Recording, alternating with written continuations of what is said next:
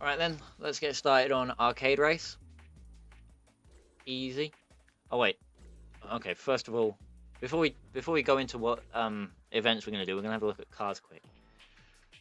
So I've unlocked the F355 convertible, which I'm probably not gonna drive because I don't like convertibles, and the 355 F1, which I probably will drive because it's it's a pretty neat Ferrari and it's got pop-up headlights.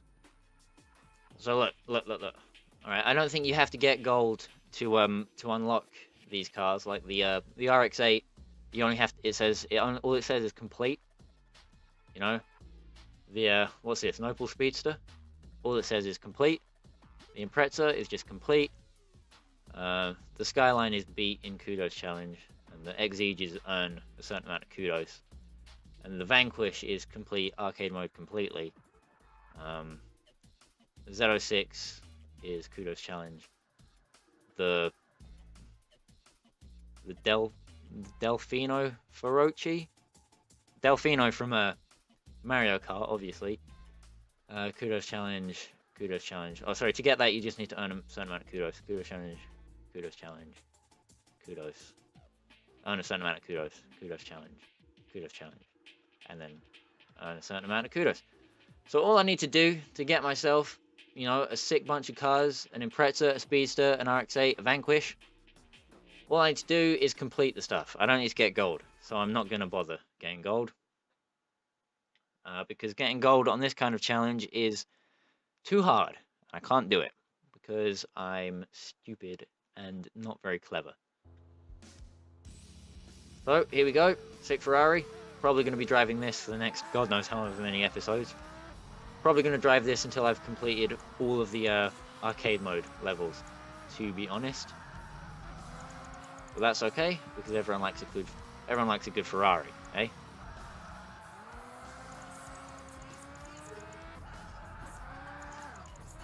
Maybe I'll just use the Ferrari for this first level, and then the Mazda, and then and so on, just to keep the variety going on. There's not that many cars in this game, so I might as well use them when I get the chance to use them. When I go back to Kudos Challenge mode, I'll have to remember what cars it was I was the opponent of, so I don't show up, in the V12 Vantage or in this Ferrari and trounce everyone by accident.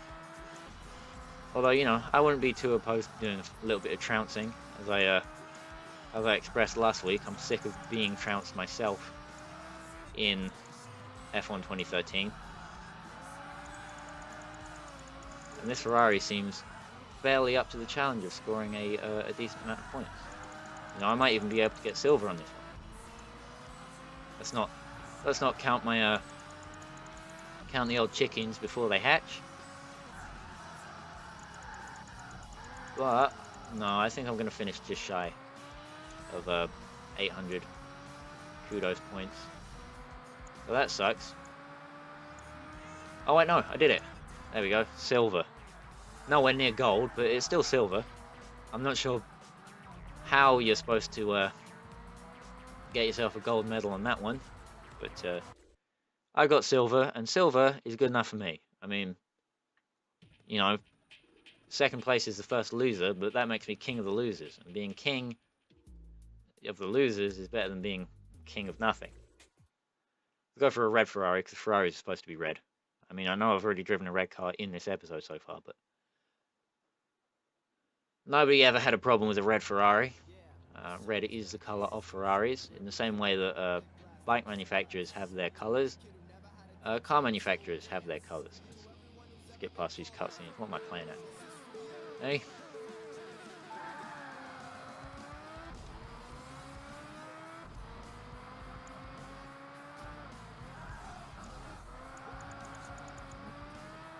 Try not to get lost as well. That'd be embarrassing.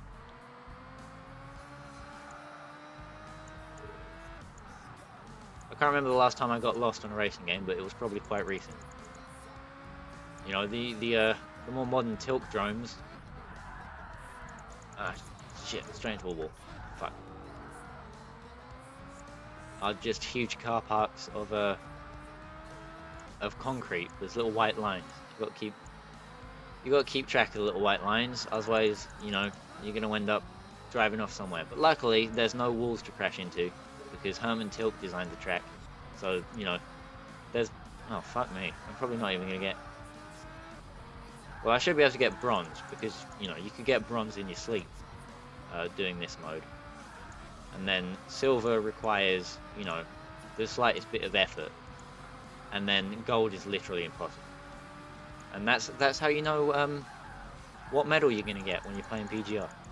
The first one, at least.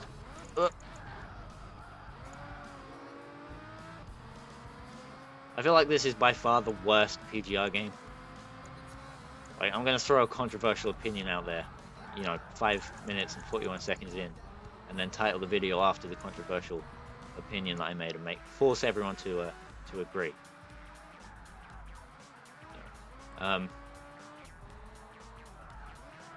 Because PGR 2 has a lot more content, and most of the main career events, you know, you're not going to get a platinum medal, but you should at least be able to get a gold medal, and gold medal is, you know, where the respect is at. Platinum is like, whoa, and then gold is like, yeah, you know, that's pretty alright. It also has like a ton more content. I can't really remember too clearly about the physics, but they're probably either, you know, similar or better. I can't imagine them being worse. Not that PGR has bad physics, but you know,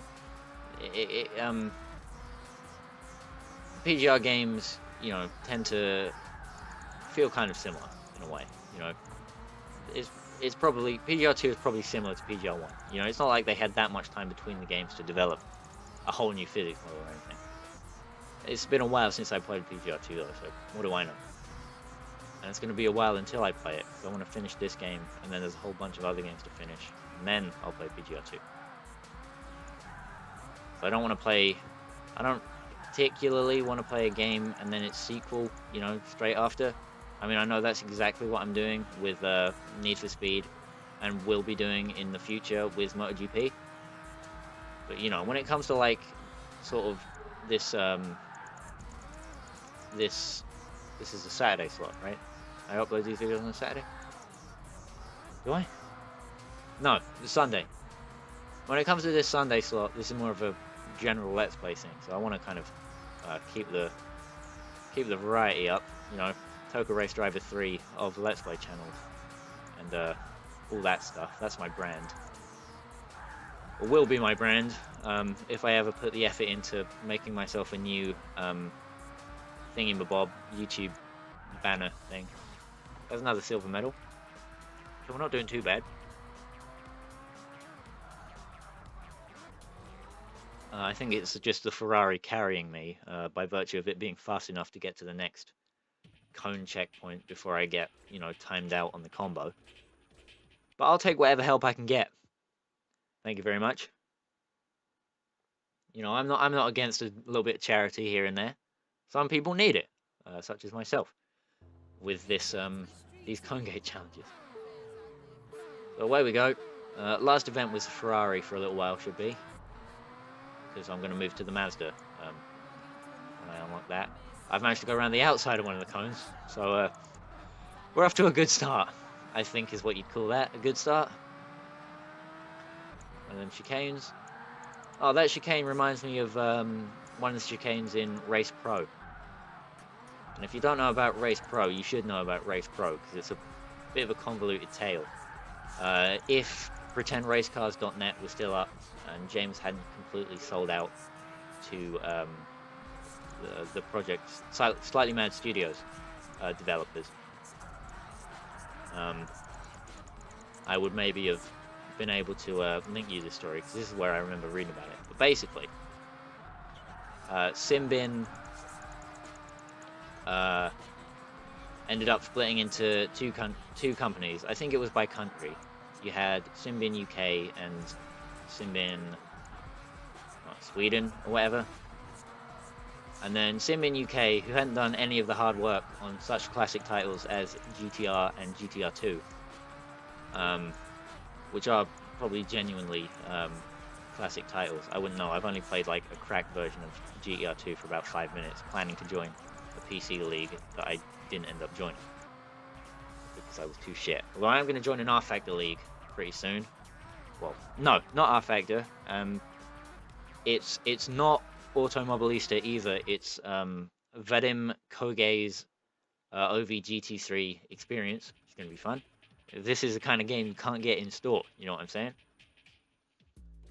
So, moving on to driving myself a Mazda MX-5, which some might say is a little bit of a downgrade from a Ferrari, and I would agree with that sentiment.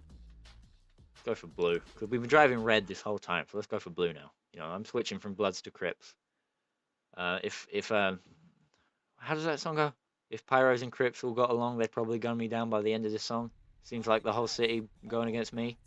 Every time I'm in the street, I hear glack, glack, glack, glack.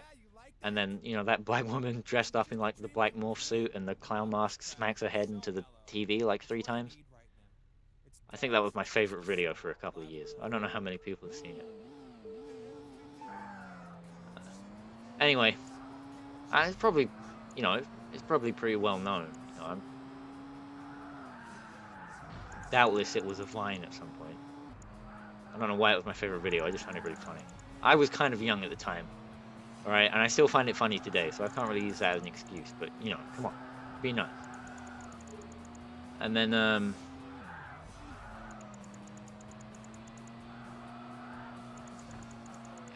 yeah, Simbin UK hadn't, like, pulled any of the heavy weight or anything on making GTR, but they ended up, like, suing Sweden or whatever the other country was for, you know, whatever past work they'd done on GTR and stuff. And I'm pretty sure they lost. But they went to Atari anyway and said, hey, look, we've made these simulation racing games and they sold, you know, gangbusters, so let's fund us to make another simulation racing game. So Atari gave them money to make another simulation racing game, and they ended up shitting out Race Pro, which is for the, you know, 360 and the PS3. I'm not sure if it got a PC release. I don't think it did. That might have been something to do with them losing the copyright case against the other Simbin. I can't remember.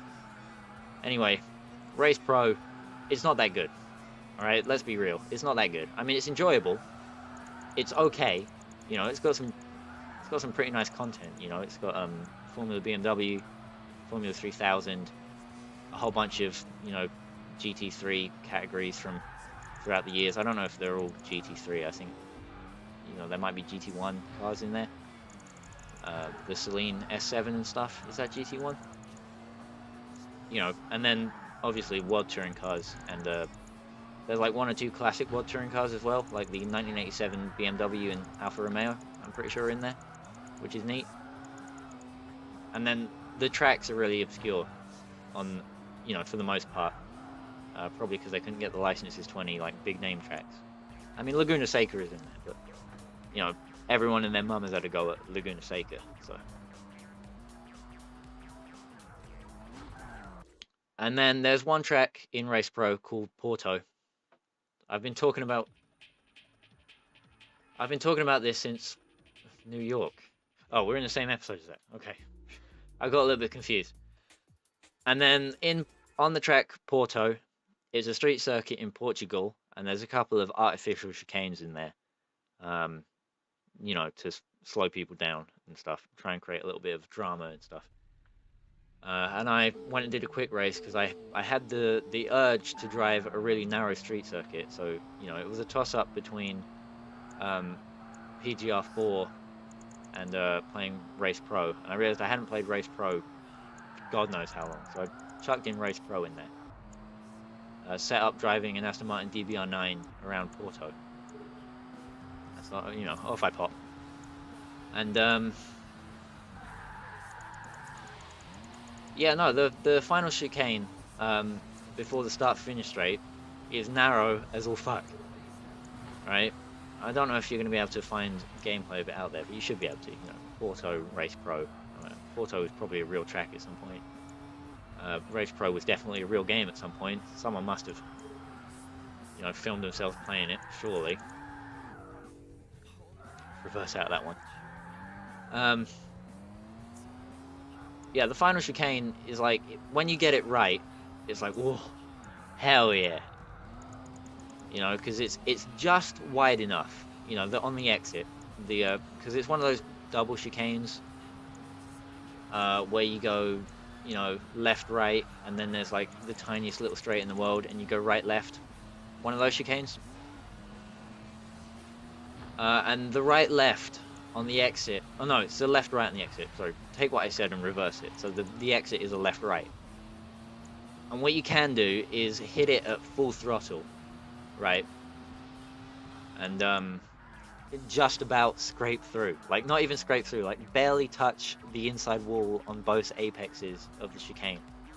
It feels amazing when you get it right. When you get it wrong, you smash your car up, and you've literally just gone past the pit entrance, so you have to do a whole lap with a smashed up car. But when you get it right, it's... Anyway, next time we play this game, we're going to do Tokyo and New York. And since these races are pretty short, we'll probably get onto hard and maybe even very hard. So I've decided against recording the lightweight TT in a minute. I'm going to take tonight off and then record the TT events as I get around to them. I'm sure everyone can understand that. So, yeah, that's the end of this week's episode.